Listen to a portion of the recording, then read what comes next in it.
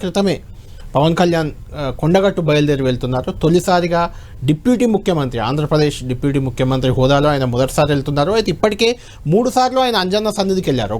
గత సంవత్సరం వారాహి పూజకి వెళ్ళారు, అంతకుముందు యువరాజ్యం అధ్యక్షుడిగా ప్రచారంలో భాగంగా వెళ్ళారు, మధ్యలో కూడా ఒకసారి వెళ్ళారు. మనకు తెలుసు చిరంజీవికైనా పవన్ కళ్యాణ్కైనా ఆంజనేయ స్వామి అంటే వాళ్ళకు చాలా భక్తి, ఆంజనేయ స్వామిని కొలుస్తుంటారు. అయితే కొంతమంది నిన్న పవన్ కళ్యాణ్ డిప్యూటీ ముఖ్యమంత్రిగా పర్యటనకు వస్తున్నారు అనగానే జనసేన నాయకుల్లో కొంత ఉత్సాహం వచ్చింది. ఏపీలో అధికారంలోకి తెచ్చారు, ఇక్కడ కూడా తాము అధికారం దిశగా వెళ్తాం, అధికారంలోకి వస్తాం అంటే ఇక్కడ బీజేపీ, టీడీపీ, జనసేన మళ్ళీ కలిసే అవకాశం కూడా ఉంటుంది కదా, అక్కడ ఉంది కాబట్టి ఇక్కడ కూడా కలవచ్చు అనేది వాళ్ళ అభిప్రాయం. అంటే దీన్ని ఎలా చూడాలి? కేవలం దర్శనానికి వెళ్తున్న పవన్ కళ్యాణ్గా చూడాలా, లేకుంటే పవన్ కళ్యాణ్ ఏమైనా రాజకీయాల గురించి రియాక్ట్ అయ్యే అవకాశం ఉందా? తెలంగాణపై కూడా ఫోకస్ చేసే అవకాశం మీకు కనిపిస్తుందా? అంటే రాజకీయ నాయకులు దర్శనానికి వెళ్ళినా కూడా దర్శనం తర్వాత ముందో రాజకీయం ఉండదు, ఉండకుండా పోదు కదా. తిరుమల కొండకు వెళ్ళి కూడా అక్కడ నుంచి మాట్లాడుతున్న సందర్భాలు మనం చూసాం కదా. సో అందువల్ల దర్శనమే, రాజకీయమే. సో అందువల్ల ఆ మొదటి నుంచి కూడా నీకు తెలంగాణ ఏర్పడినాక మీరు గమనిస్తే జగన్మోహన్ రెడ్డి నిష్క్రమించాడు, కానీ తెలుగుదేశం నిష్క్రమించలేదు, జనసేన నిష్క్రమించలేదు. అవును. సో ఈవెన్ తెలుగుదేశం దాదాపు నిష్క్రమించిన తర్వాత కూడా ఇటీవల అసెంబ్లీ ఎన్నికల్లో బీజేపీతో కలిసి జనసేన పోటీ చేసింది. టీడీపీ లేదు, కానీ ఇంకా టీడీపీ కూటమిలో లేదు. టీడీపీ ఎన్నికల్లో కూడా పోటీ చేయని ప్రకటించింది, కానీ జనసేన మాత్రం పోటీ చేసింది. అంటే తెలంగాణ రాజకీయాల్లో మున్సిపల్ జీహెచ్ఎంసీ ఎన్నికల సమయంలో కూడా ఆసక్తి చూపారు. బీజేపీ కొన్ని సీట్లు అడిగారు, ఇవ్వనందుకు పవన్ కళ్యాణ్ తన నిరసన కూడా వ్యక్తం చేశారు, బహిరంగంగానే నిరసన వ్యక్తం చేశారు. ఎమ్మెల్సీ ఎలక్షన్ లో మీరు పోటీ చేసినప్పుడే అప్పుడు బీఆర్ఎస్ కు మద్దతు ఇచ్చారు. అప్పట్లో బీజేపీతో కొంత గ్యాప్ ఉండడం వల్ల ఇచ్చారు. సో ఆయనకు అంటే కేసీఆర్ తో ఉన్న వ్యక్తిగత సాన్నిహిత్యం కూడా, ప్రధాని పివి నరసింహారావు మాజీ ప్రధాని కూతురు అని కూడా అన్నారు, ఆ కారణం చెప్పి ఇచ్చారు. ఇవ్వదలుచుకున్నప్పుడు ఏదో కారణం చెప్తారు, కానీ ఫండమెంటల్ పాయింట్ ఏంటంటే తెలంగాణ రాజకీయాల్లో ఏదో ఒక ప్రయత్నం మాత్రం పవన్ కళ్యాణ్ మొదటి నుంచి కూడా చేస్తూ వచ్చారు. ఏదో రూపంలో ఏదో విధంగా ప్రయత్నం చేస్తూనే వచ్చారు. సో కానీ ఎన్నడూ పెద్ద ప్రభావం చూపలేదు. మీకు జిహెచ్ఎంసీ ఎన్నికల్లో 150 కార్పొరేటర్ అంటే ఒక్కటి కూడా ఇవ్వలేదు కదా బీజేపీ. ఇవ్వకపోవడం కాదు, అప్పటికి నాకు గుర్తు రాష్ట్ర అధ్యక్షుడిగా సంజయ్ ఓపెన్గా ప్రకటించారు, మాకు తెలంగాణలో ఏ పార్టీతో పొత్తుండదు అని. లక్ష్మణ్ కిషన్ రెడ్డి వెళ్ళి పవన్ కళ్యాణ్ కలిసాక బీజేపీకి మద్దతు ఇచ్చారు. అసెంబ్లీ ఎన్నికల్లో మాత్రమే సీట్లు ఇచ్చారు. సో అందువల్ల ఆంధ్రప్రదేశ్లో బీజేపీ, టీడీపీ, జనసేన కలిసి ఉన్న తెలంగాణలో టీడీపీ, జనసేనతో బీజేపీ కలుస్తుందా అనేది క్వశ్చన్ మార్కే. అది ఆటోమేటిక్ అయితే కాదు. ఇక్కడ రాజకీయాలు అక్కడ రాజకీయాలు ఉంటాయి. ఎందుకంటే ఇక్కడ తెలంగాణలో టీడీపీ, జనసేనతో కలవడం వల్ల ప్రయోజనం ఎంత అనే విషయంలో బీజేపీలో భిన్నాభిప్రాయాలు. అంటే నాగేశ్వర్ గారు, ఆంధ్రప్రదేశ్లో పవన్ కళ్యాణ్కు ఉన్న సినిమా ఇమేజే కదా రాజకీయాల్లో అయినా రాణించడానికైనా దేనికైనా, దాంతో కంపేర్ చేస్తే తెలంగాణలో ఇంకెక్కువ ఇమేజ్ ఉంది. పవన్ కళ్యాణ్కి అభిమానులు కూడా చాలా ఎక్కువ. ఇక్కడ మీకు చిరంజీవికి లేరా? ఇక్కడ చిరంజీవికి అప్పుడు బాగానే ఓట్లు, ఒకటే సీట్ వచ్చింది, రెండు బాల్కొండ, నిర్మల్ 18 మహేశ్వర్ రెడ్డి 18 సీట్లు ప్రజారాజ్యం కలిస్తే 16 సీమాంధ్ర ప్రాంతంలో వచ్చాయి, 2 మాత్రం ఇక్కడ వచ్చాయి. అంటే తేడా ఏంటి? మనకు ఎవరికి అభిమానులున్నా రాజకీయ కాంటెక్స్ట్ మారిపోతుంది. ఇప్పుడు మీకు రాజశేఖర రెడ్డి అభిమానులు తెలంగాణలో లేరా? కానీ వైఎస్ఆర్ కాంగ్రెస్ పార్టీ నిష్క్రమించేది కదా. ఆ మాటకైతే తెలుగుదేశం తెలంగాణలో చాలా బలమైన పార్టీ. సో ఒక దశలో తెలుగుదేశం వాళ్ళు చంద్రబాబు నాయుడు కోరారు కూడా, మీరు ఆంధ్రప్రదేశ్లో ఉంటే లోకేష్ మాకు ఇవ్వండి అని.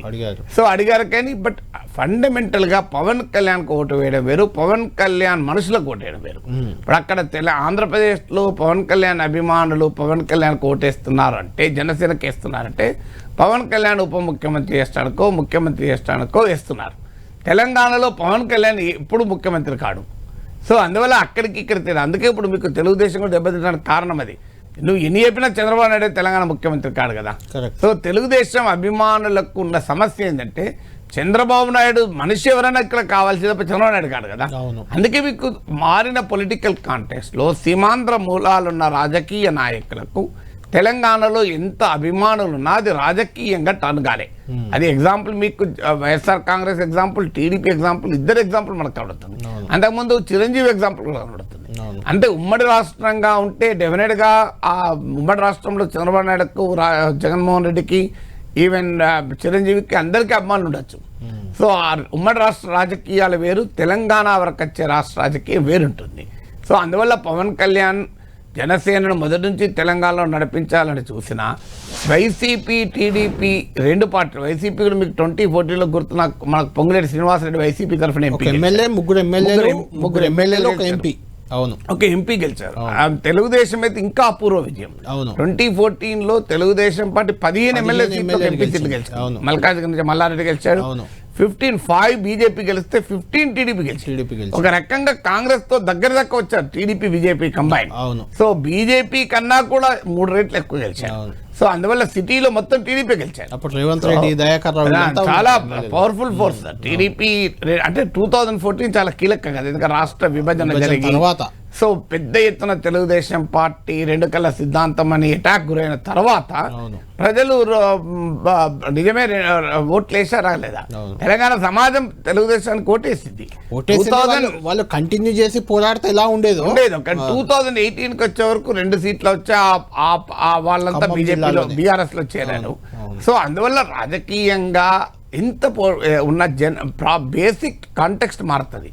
రాష్ట్ర విభజన తర్వాత పార్టీ ఎంత బలమైన సపోర్టర్లు ఉన్నాయి, ఇంకో చోట ప్రభావం చూపడం అనేది అంత సులభం కాదు. అంటే అసలు ఫోకస్ చేస్తారు అనుకోవచ్చు, ఫోకస్ చేయవచ్చు. ఎందుకంటే ఫోకస్ ఖచ్చితంగా చేస్తాడు. ఎందుకు చేస్తాడంటే మొదటి నుంచి కూడా పవన్ కళ్యాణ్ జిహెచ్ఎం ఎన్నికలు, అసెంబ్లీ ఎన్నికలు మనం ఎప్పుడు చూసినా తాను ఆంధ్ర ప్రాంత నాయకుడిగా ఎప్పుడు వివరించలేదు. నేను భారతీయుడు అని అంటాడు, తెలుగు ప్రజలందరూ నాయకుడు అని చెప్తాడు. అందువల్ల పవన్ కళ్యాణ్ ఏనాడు ఆంధ్రప్రదేశ్కు మాత్రమే పరిమితమైన నేతగా ఉండలేదు, ఉండదలుచుకోలేదు. అందువల్ల ఆయన తెలంగాణలో అభిమానులు ఉండడమే కాదు, తెలంగాణలో కూడా రాజకీయం చేస్తాడు. ఆయన వెనకాలేదు.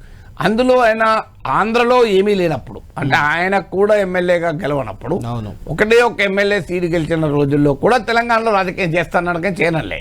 అప్పుడు చాలా మంది అన్ని ఆంధ్రలో ఏం లేదు, తెలంగాణలో ఏం చేస్తావా అని అవహేళన చేసేవారు. ఇప్పుడు 21 మంది ఎమ్మెల్యేలు ఉన్నారు. ఉప ముఖ్యమంత్రి 100% స్ట్రైక్ రేట్ తో ఆంధ్రప్రదేశ్ లో గెలిచాడు. బీజేపీ టీడీపీతో మిత్రపక్షాలుగా ఉన్నారు. సో అందువల్ల డెఫినెట్ గా జనసేన ఇక్కడ ప్రయత్నం చేస్తారు. సో ఏ మేరకు సక్సెస్ అవుతారనేది మనం ఊహించలేం కానీ, బట్ ప్రయత్నం అయితే బలంగా చేస్తారు. బలంగా చేసినప్పుడు టీడీపీ మళ్ళీ రివైవ్ అవుతుందా? ప్రయత్నాలు జరిగినా కూడా చంద్రబాబు నాయుడు ఇప్పుడు ఆంధ్రప్రదేశ్లో ఉన్న ఆయన లోకేష్ కానీ వాళ్ళ సమయం కేటాయించి తెలంగాణ రాజకీయాల్లోకి వచ్చి, అందులో ఆంధ్రప్రదేశ్లో అధికారంలో ఉన్న సమయంలో తెలంగాణతో అనేక ఇష్యూస్ వస్తాయి పవన్ కళ్యాణ్కైనా ఏదైనా. సో ఆ ఇష్యూస్లో తీసుకున్న వైఖరులు, సమస్యలు ఉంటాయి. తెలంగాణలో బీజేపీ పెరుగుతున్న సమయంలో బీజేపీతో ఆంధ్రప్రదేశ్లో కలిసి ఉంది. ఇక్కడ బీఆర్ఎస్ అయితే కలవలేరు కదా జనసేన.